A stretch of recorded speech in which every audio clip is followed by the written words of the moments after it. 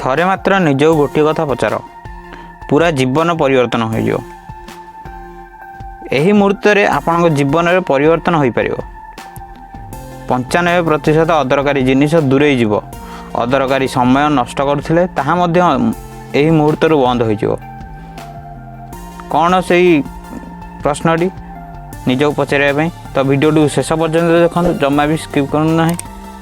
जय जगन्नाथ ओडिया बुलेटिन को आपण मानक स्वागत। तो चलतु वीडियो को स्टार्ट करिया।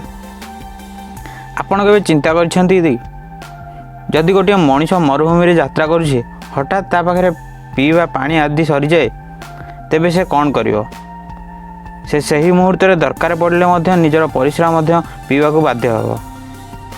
जड़े साधारण मनीष को दुईटी गुंडा सह लड़वा कहले कौन से लड़ो कि ना से लड़ो ना किंतु जदि पिला गुंडा माने अपहरण करने तेबे से 2 जन गुंडा परिवर्ते 10 जन गुंडा सह से लड़ी पार कारण वर्तमान से केवल निजर पिला को रक्षा करने कथा चिंता करुवे। प्रथम विकल्प और द्वितीय विकल्प रे प्रथम विकल्प से व्यक्ति मध्य निजर परिश्रा पानी पीवा को कारण से निजर जीवन बचाई पारे। द्वितीय विकल्प रे पिला बापा मध्य किछि करि पारे सही कारण से निजर पिलार रक्षा पाई लड़ी पारे। आपण सर्वदा प्रश्न करंतु आपण किछि भी हेले सर्वदा काहेकि किंबा व्हाय बोली पचारंतु जहाद्वारा जड़े व्यक्ति सफल हो पार। यही लेखा माध्यम आपण आज सठिक भाव में बुझीपारे आपण जीवन में एक परिवर्तन घट यही मुहूर्त यही उपाय को अवलंबन करूँ देखिए आपण जीवन में 95% अदरकारी जिनिस दूरे जीव। गोटे छात्र जितेबाला पाठ पढ़ुची ता पूर्व निजको एक प्रश्न करूँ कि मु कहीं पढ़ुची मो पढ़ार उद्देश्य कौन जहाद्वारा से जानीपर पढ़ार कारण कौन और से आहरी ध्यान इच्छा सहकारे पढ़ा को लगे।